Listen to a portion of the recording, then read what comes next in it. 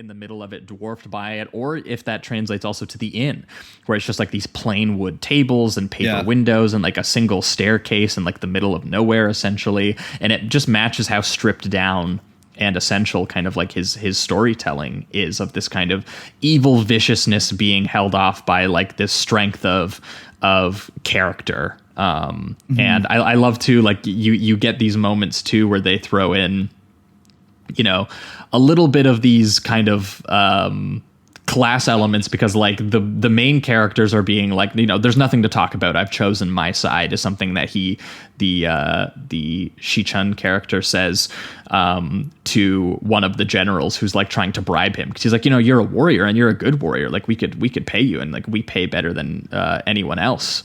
And he's like, no, I won't take that. And also eunuchs, stop mistreating just the inn workers. That guy who carries their bags in and just looks for a tip, and they just like decapitate him or whatever.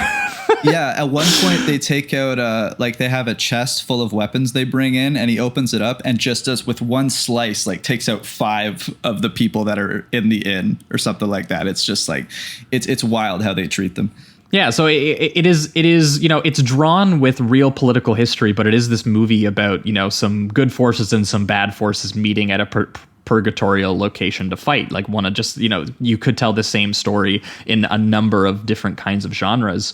But I do love this very, you know, specific sort of tone and style that he brings to it. I love the way he moves from these kind of interiors of characters resting or talking to these exteriors of sort of like the elements and the bloodbaths, or his focus on silence and kind of thought and mood over narrative speed at certain points. Like, he'll pause sometimes to just take in a lyrical image or sit with a character who is going to reveal themselves through action, or who are just observing their surroundings, you know, or their enemies before carefully, you know, controlling their next move, and or giving them these amazing operatic entrances, and you know, and putting them in these strikingly beautiful, almost like painterly poses of standing on the rocks or holding bloody swords, and the way that translates over to their action is some of the best stuff in the film, because very similar to how I felt when we were talking about 36 Chamber of Shaolin, and how that film, which I think took a lot from this, and how that used this idea of kind of kung fu as a tool in the film that is like a craft, the same way that like a filmmaker and an artist kind of work their craft in a way.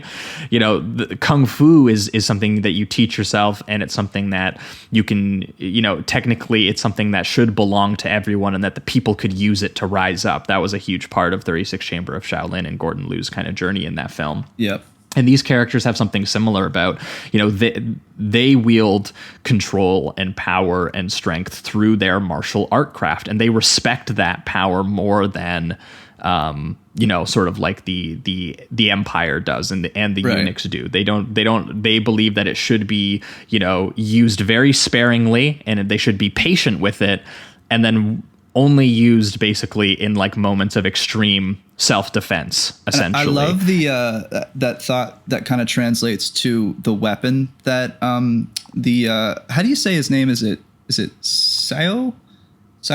I can't remember how you say the lead guy's name. The guy in the white robe, but anyway, I can't remember his character name.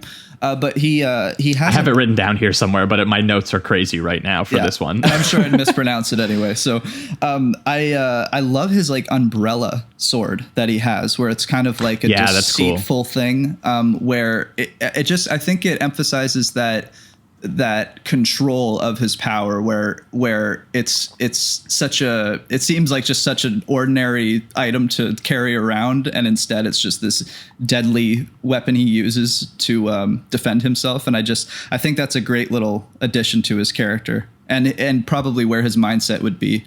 Yeah, no, I like that both of these films technically have like hidden weapons. He kind of likes that thing as well. This idea of like someone who doesn't appear ready for combat, but just kidding, he's always ready for combat. But yeah, no, I really like this idea of these warriors who are presented with a situation where they are kind of just lone wanderers in this, this natural purgatory of the way that, the country used to be, the land used to be, and now it's overrun by this very gruesome, bloody imperial class violence that they are just seeing all around them. And I liked your point about the brutality of it, because I think that that's something that makes this really special, was that the action, despite having some occasional, sort of expressive gestures that imply, some of the supernatural abilities that are, part of the, what these characters, I think honestly, they're just gifted to these characters because they're on sort of opposing moral and philosophical sides. And it's kind of like a gift that they are given for being good people. It's kind of like how it's played into the film. There's not really an established reason for these characters to be able to do supernatural things, I think, except for how good they are. Yeah. And the only bad people that are able to do similar things are like the emperor people, like the leaders. Yeah. All of the normal guards aren't able to do 16-foot jumps and all that craziness. So it definitely comes from like a power, whether it be good or evil. Yeah, and it's definitely like, like that's someone who has taken it and then, used it to command an entire army. Like not everyone in his army can do it, but he's just like, you get the impression that any of these characters are skilled enough warriors that they could also be commanding their own armies and pursuing selfish interests. But instead they kind of just want to like drink wine in the inn and hang out with the commoners. And, but I do like how he grounds that action into what is, the realm of sort of real wartime combat that warriors would have been doing in the Ming Dynasty. Like it is especially just in this movie.